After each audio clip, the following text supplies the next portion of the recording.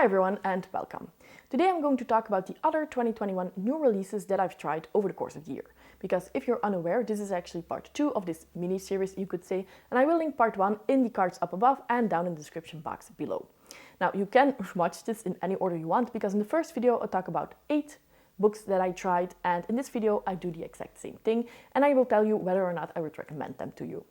Now, I will try to put them into categories so that you can watch them in the timestamps that I will put down below. But if you want to watch the entire video, of course, I would like that as well.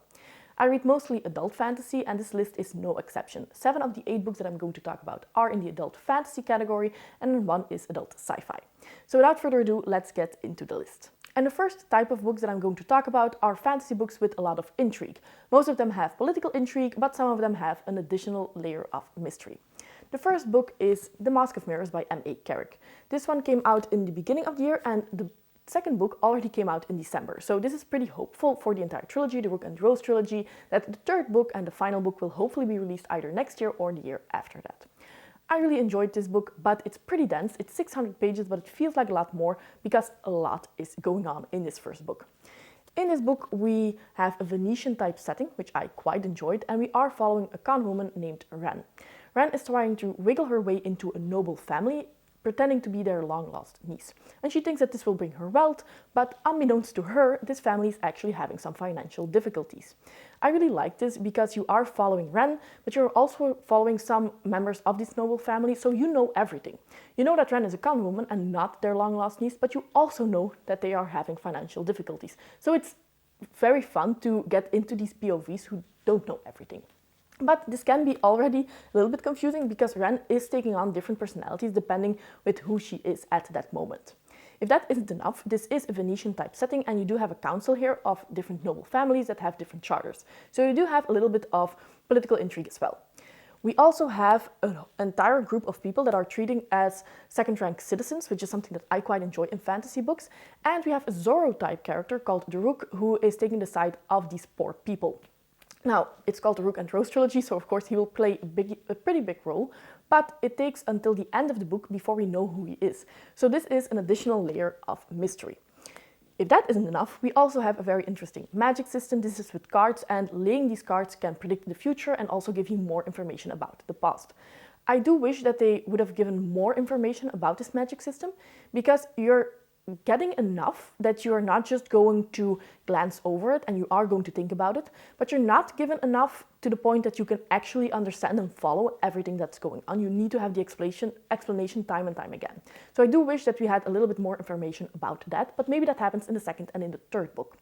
The characters here are amazing. I loved the con woman, but I also like the members of the noble family, and you come to care for them as well. We also have an underground boss type character called Fargo, who is just the best, and I've heard that we get to know a little bit more about him in the next book of the trilogy, so that's quite exciting. So I do recommend this one, as long as you know that basically every theme that you can think about is probably going to be explored in this book, so it's definitely a lot. Then the next book in this category is a colonial type fantasy, and I found this one to be very interesting, and it might make my top 10 list of the year. That is The Unbroken by C.L. Clarke. In this book we follow 2 women, we follow Touraine and we follow Luca. Luca is a soldier, and she was originally from one of the colonies of the empire, but as a child she was taken. As a child soldier, she was trained as a second-hand citizen, you could say, in the empire. Now, when she's grown up, she has been a soldier for her entire life. She goes back to her original colony to quench the rebellion that's going on there. So of course this is very interesting to follow, because Touraine doesn't really know where her loyalties lie, and you can see that internal struggle very well in this book. On the other hand, we are following Luca. Luca is the crown princess of this empire, and she wants to take the crown and become the queen, but at this point her uncle is on the throne, and he will stay there until he thinks she is fit to become the queen. So this final task that she has to prove herself is to quench the rebellion, where Touraine is as well.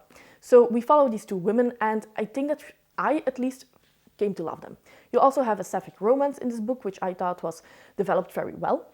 And just in general, I also like the political intrigue. I do think that a lot of people believe that Terrain is making very dumb decisions here.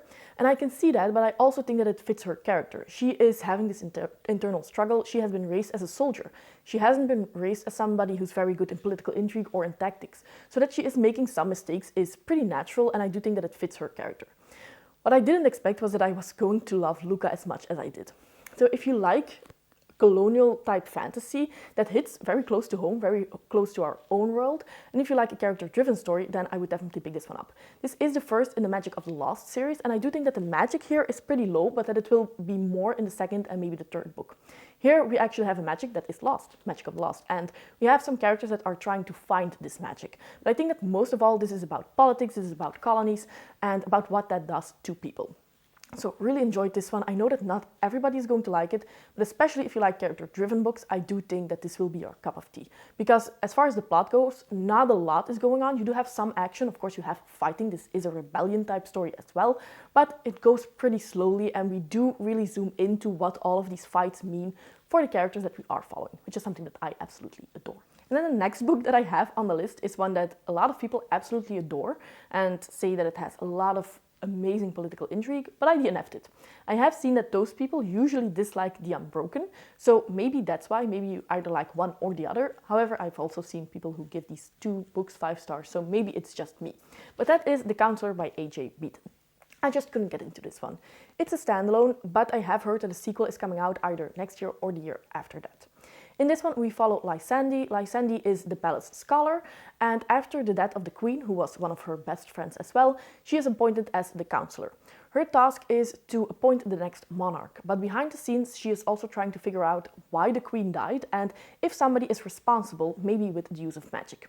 That sounds absolutely amazing, but I just couldn't get into it. I must say that Lysandre as a character was just completely boring to me, but I must say I only read 100 pages. And most of all, I couldn't get into the writing style. I had to reread sentences multiple times before I actually had an image in my head. And I think that that was the main factor that stalled the story for me.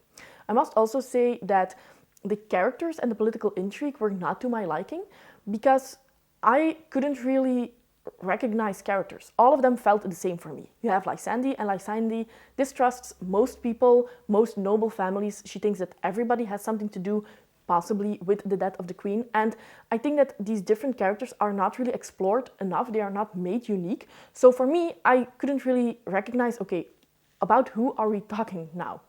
Is this person or that person?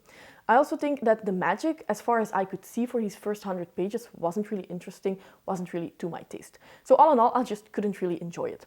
There were some notes that were given back and forth, and then these were very normal notes, but you could see, or at least Lysandre could see 10 different meanings in this one note. And I just thought that that was going a little bit too far, because maybe she's right, but it's so vague that it could mean literally anything, and it could just mean what's on the note without any further explanation, with any further hidden meanings. So for me, it just didn't work.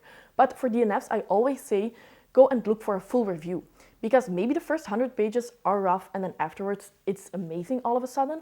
I just didn't want to hate read this book, so I'm going to stop right now. Maybe I come back to it when the sequel is announced and I give it another try, and maybe I love it after those first 100 pages. So look it up for yourself. I can just say that if you want political intrigue, I liked The Unbroken more than that, and I think that The Counselor definitely, at the very least, has a rough start. Then next up, I have some standalones that I want to recommend. The first one is The Bone Maker by Sarah Beth Durst. I actually have a full review, non-spoiler, for this book that I will link in the cards up above, but I quite enjoyed it. Sarah Beth Durst is also the author of Raise the Sands, and even though that's not a 2021 new release, I do think that that one is better than this one. So if you're new to Sarah Beth Durst, don't pick up the new release, pick up Raise the Sands, which is better. But if you really adore Raise the Sands, I do think that this one is one that you will like as well. In this one, we follow a widow, which is again a very unique character. And 25 years ago, her husband died in a big battle against an evil wizard. So she is now trying to revive him using bone magic. However, this is illegal because to revive a human person, you need to use human bones. And in this world, you're only allowed to use animal bones. So I thought that this was going to be the main plot of this entire book. That's not true. This is already being resolved in the first part. And then you have a little bit the story of the reluctant heroes who need to go to battle yet again to save the world yet again. I do think that this has a very interesting world. This is something that Sarah Beth Durst can do in her standalones. She makes a very interesting world with not giving too much explanation, not making too much pages about this interesting world, but you feel the setting and you feel the atmosphere.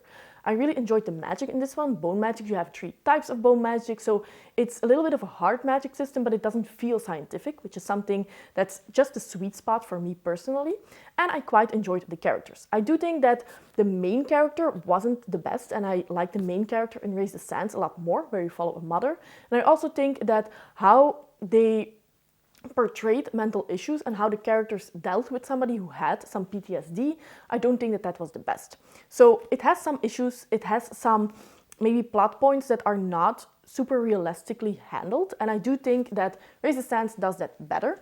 But for a standalone, if you want an interesting magic system, if you do want an interesting plot, and if you do want a band of reluctant heroes who need to save the world yet again, then I do think that this is a great one to pick up.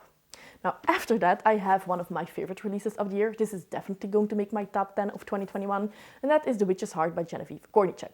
I've talked about this book multiple times. I do have a review where I compare this to Circe by Madeline Miller, and I say that this one is better, and I still think so.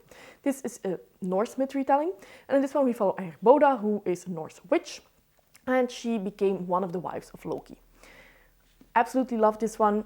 Can't really say a lot more. If you like myth retellings, if you like books that focus on a long-forgotten character, but that's very interesting to follow. Boda's storyline here and her personality was something that I loved most of all. And if you like a perfect book to read and to pick up in winter, I would also recommend this one, because this did make my winter recommendations list that I will link in the cards up above as well.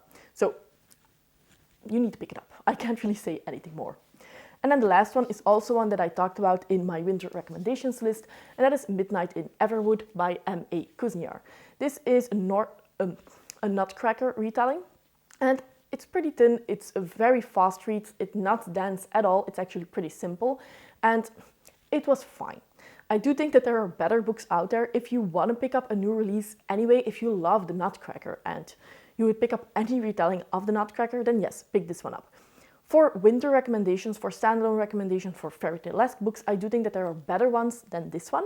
But if you're looking for a very fast read, I do think that this is perfect. I think that you can read this in one day if you want to, without being burned out, because it just reads so easy and it's just a very fun and light-hearted read in general.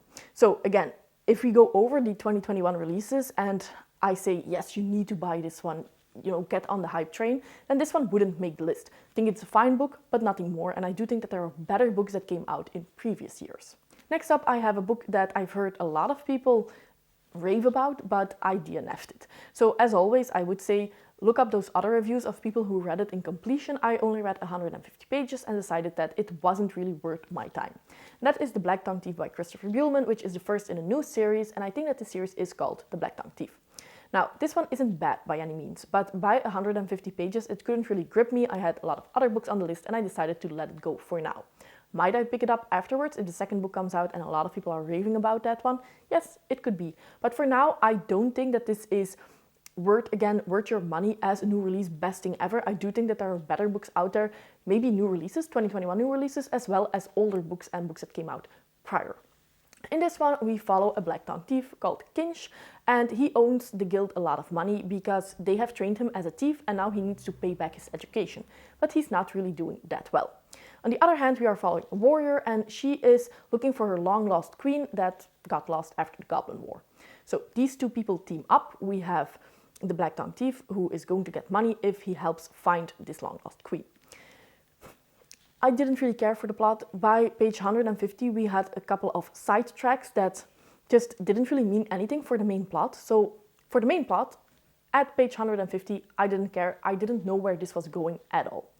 If you then go over to the characters, the warrior, she wasn't fleshed out at all, so I don't really know what to think of her. It's not that I have bad feelings towards her, but I also don't feel anything positive either. And to be honest, I would love to feel one of the two. If I dislike a book, I will probably continue reading. If I like a book, I will continue reading. But if I don't feel anything and I'm just not interested to read the next page, that's when I will DNF it. And that's what I felt here. The main character, Kinch, he's funny. And that's one of the things that I absolutely loved. I do think that this humor is something that I quite enjoy. But that's his only trait. That's the only thing that I can say and that I remember of him. And that's just not enough to carry an entire book, even more to carry an entire series. I have heard people compare this book to The Kings of the Wild by Nicholas Eames, and that's a book that I am not interested in at all. So that might tell you something, that if you like that book, yeah, definitely give this one a try. But as a character-driven reader, the characters weren't interesting at all, and if then the plot and the humor is something that's amazing, yes, I might continue reading. But if the plot then is also not really interesting and it's just some funny moments here and there, that's just not enough to carry an entire series. So for me it was a DNF, but definitely look it up because I do know that quite a bit of people absolutely love this book. And then the last book on the list, and this is also the only sci-fi book, and that is A Psalm for the Wild Built by Becky Chambers. This is a sci-fi novella. It's the first one in the Monk and Robot series, but more than anything, it's super cozy and we are just following two very interesting characters. I know that a lot of people say that The House in the Cerulean Sea feels like a warm hug and just a very cozy read. I haven't read that one, but this feels exactly the same. I would definitely recommend picking this one up in spring or summer because it's just the perfect quick read that will make you feel happy. If you're feeling down, pick this one up and you will not feel down any longer. In this world, we used to have robots, but a couple of centuries ago, robots became sentient and they decided that they don't really want to live with humans anymore and they're going to live in nature. Now, fast forward to current time and we are following a non-binary T-monk. And he is trying to find his meaning in life. He's trying to find what he wants to do with his life. And all of a sudden he decides that he wants to go and explore the wilderness as well. And that's where he meets one of these robots and they go on a journey together. Super cozy. These two main characters are just so wholesome, and how they interact with each other and the conversations that they have and the conversations that the robot has with Dex and how he views the world is just, it's so funny. It also has some quotes that really make you think about our world and about what's going to happen next. And this one is actually a super hopeful view for the world because it almost feels like this takes place in our near future somewhere, maybe. But here we have a very ecological view on the world and trying to treat nature well and trying to be very sustainable. So all of that just feels perfect. I do have a non-spoiler review for this that I will link in the cards up above, but yes, definitely a recommendation. If you want to pick up just a couple of 2021 new releases, I do think that this is one that should make the list, depending on if this sounds interesting to you or not, of course, but for a very quick read, there was a lot packed into this one. So these are all of the 2021 new releases that I picked up over the course of the year. Like I said, the part 1 video I will link in the cards up above. All in all, I do think that I had a great year for new releases. Yes, I had 2 DNFs, but as I said before, DNFs don't really mean that I dislike the book. It's more that I'm not feeling anything, so I'm not invested yet. And that could change if I would have taken more of my time with these books. But for everything else, I quite enjoyed almost everything that I picked up. I think that most of these books have something that, depending on what your preferences are in the fantasy genre, might be something for you. So I do hope that this video and this mini-series helped you to decide if you want to pick up some of these books or if they're not worth your time. As always, I hope that you enjoyed the video and see you next time. Bye!